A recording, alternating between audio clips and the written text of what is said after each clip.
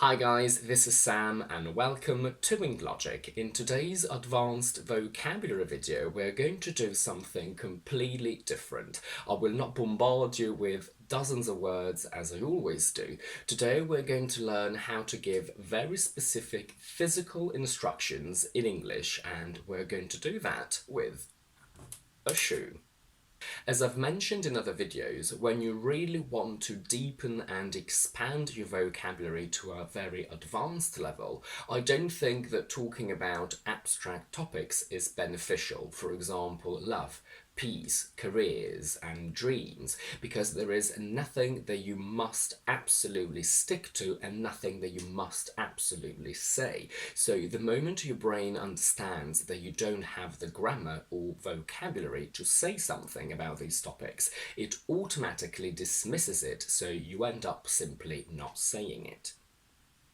Let's imagine that in your native language you would say that peace is the linchpin of society. Linchpin is a wonderful word and it conveys a slightly poetic tone to the sentence. Obviously, in your native language you know how to convey this nuance, but as soon as your brain realizes that you don't have this word in English, it won't even try to push you to say it. It will simply prompt you to say something very simple like peace is important, which is correct, but it's nowhere near as impactful as the word linchpin. But since it is correct, and as a teacher I can't know whether you were actually simply thinking of the word important or the equivalent of linchpin, I can't really teach you much about that. When you describe something physical, however, you must be accurate because I can see it with my eyes and I can tell if what you're saying is correct. Also, what you're saying may be grammatically correct, but it may convey a completely different meaning from what you should say. I do this exercise with my face-to-face students and I want to try this on camera with you. The original task would be for you to teach me how to tie my shoes in English. Obviously, without showing me, you can only tell me what to do, and in that case your instructions must be spot on because I will only do what my brain understands when you tell me something, when you tell me what to do. You must imagine that I don't know anything about tying my shoes and you have to teach me from scratch. Now careful, this will never happen in real life. This is just an exercise for you to stretch your vocabulary and ability to communicate. You will never have to do this in real life, and if you ever do, chances are you will be able to also show it physically. But this is just an exercise. And the interesting thing is that if I asked you to teach me how to tie my shoes in your own native language, of course you would be able to tell me something meaningful, but I can promise you that it wouldn't be technically accurate simply because you're not used to doing something like that. This is not something that you would do in any language, or at least, again, you would have the possibility to show it physically. If you're a teacher, I highly recommend you try this exercise and you get your students to collectively teach you how to tie your shoes. What I want you to picture in your head is that you've just bought something from IKEA which you need to assemble yourself. You're struggling, you call customer service which can only give you spoken instructions. That's exactly what I want you to do for me. First, we will have a look at the expressions that we use in English to give directions and instructions. And because I already know this will be a very long video with a lot of information to take in, I've already decided to split it into two. So today we will not tie our shoe completely, we will only get halfway through it, and then next week we will complete the task. The simplest way to give directions is obviously the imperative, so do this, go there, move that. But there are more sophisticated, professional and polite ways to do that, which is what people from customer service would usually use when they try to help you. The most common expressions are you want to or what you want to do is. So let's imagine that you want to rotate the shoe by 45 degrees. What a customer service person will tell you is, now you want to rotate the shoe by 45 degrees, or simply what you want to do is rotate the shoe by 45 degrees. With this same formula, you can also use you need to or you have to. So you have to rotate the shoe by 45 degrees, you need to rotate the shoe by 45 degrees, or what you need to do or what you have to do now is rotate the shoe. Specifically with physical instructions, we use the verb bring a lot. You want to bring the shoe closer to you, and you want to bring the right lace over to the left side. In English, we love prepositions, which sometimes don't actually add anything new to the meaning, but they just reinforce it. I've just said you want to bring the right lace over to the left side. Now, in this case, over doesn't give any kind of new meaning because the verb bring something to somewhere already gives that meaning of movement. But we use over when we talk about going from one side of something to the other, although again in this case it's not technically needed, and doing this exercise will help us explore more how we use prepositions and what they mean. This is an example of how accurate you need to be. If you simply tell me to grab both laces, that's not specific enough because I can do that in many ways. I can do this or this or this even. So for the purposes of this exercise, we need to be much clearer than that.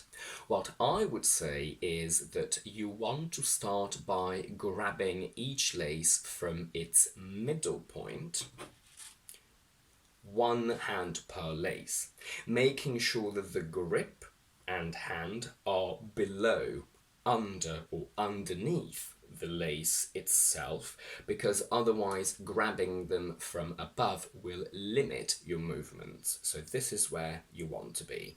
You could also add, I would suggest you place your thumb on the side of the lace towards you, so your thumb here, and on the other side of the lace I would use the index and middle finger and the ring finger at the very maximum, so maximum 3 fingers here, just to be more accurate.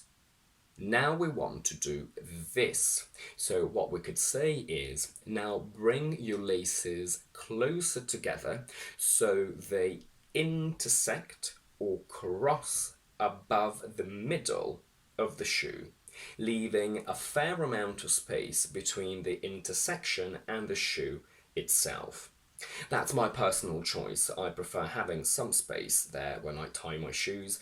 Otherwise, you could end up doing that, so the intersection is just right at the root of the shoe, which is also possible. But for what I personally prefer, I would go up here.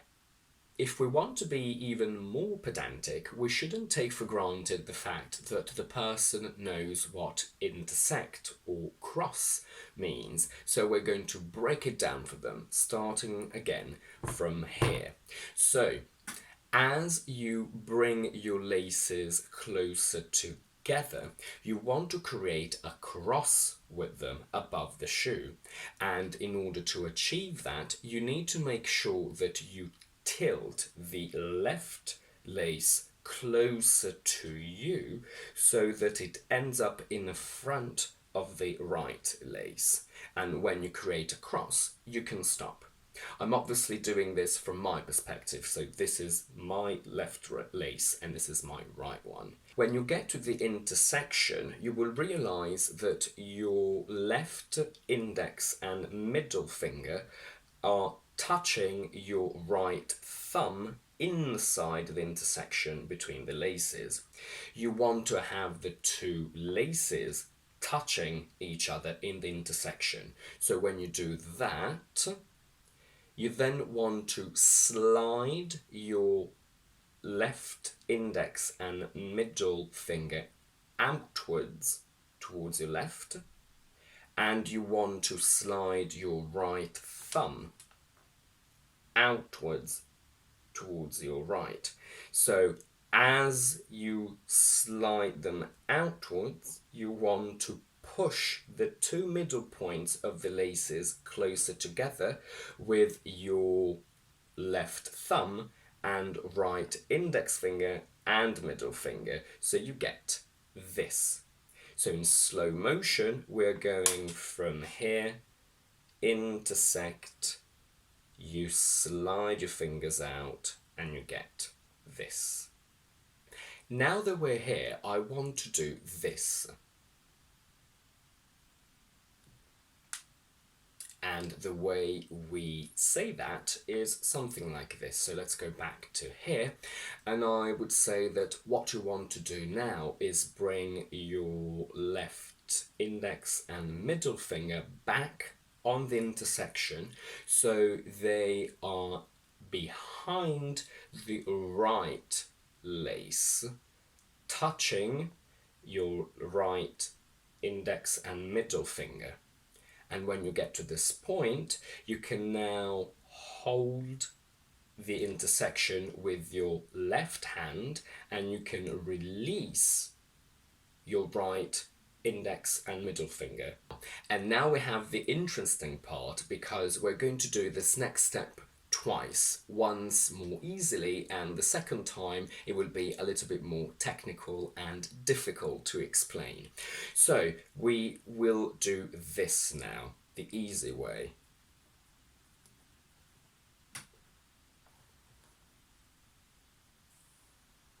So how do we describe this? Let's go back to our intersection over here, and I would say now grab the extremity of the left lace, which is now on your right, so this one, and you want to bring it down towards you and through the hoop that is now created between the intersection and the shoe. You want to push the whole lace through this hoop. When the whole of the lace is through it, you want to release it with your right hand. You want to grab the same extremity, which is now the closest to you, with your right hand, and you want to pull it towards you. As you do that, you want to slide your left thumb, index and middle finger along the other string, pushing outwards, and this will create a knot. Let's go back now to our intersection and start the more complicated version. Especially when you tie your shoes fast, you don't really push the whole string through the hoop and then do this. What I personally do is I go from here and then I do this. So let's try to describe that. You want to grab the part of the left string, which is now on your right, an inch away from the intersection. You then want to bring that string under and through the hoop that is now between the intersection and the shoe. And as you do that, as soon as the lace that you're holding touches the string which is coming from the right, like that, so we're going like that, I want you to then bring your right thumb towards you so that it grabs the other string here, so this string here now, and then you want to push the string that you're holding with your middle finger, and as soon as it pops out through the hoop, you want to grab it with your right thumb and index, and then pull towards your right as you pull the other string with your left hand towards the left.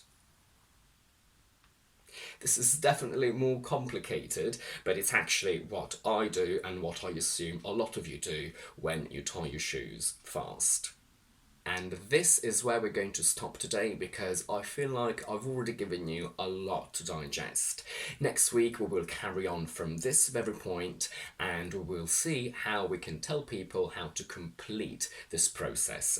In the meantime, if you like this video, please don't forget to give it a thumbs up and to subscribe to my channel down below. And do let me know in the comments if you find this kind of exercise useful. And I will also challenge you to write in the comments how you would complete this process, so that we can then explore it and analyse it together next week. In the meantime, I will see you on Thursday and Monday with my quick vocabulary videos, and on Tuesday with my next shoe one.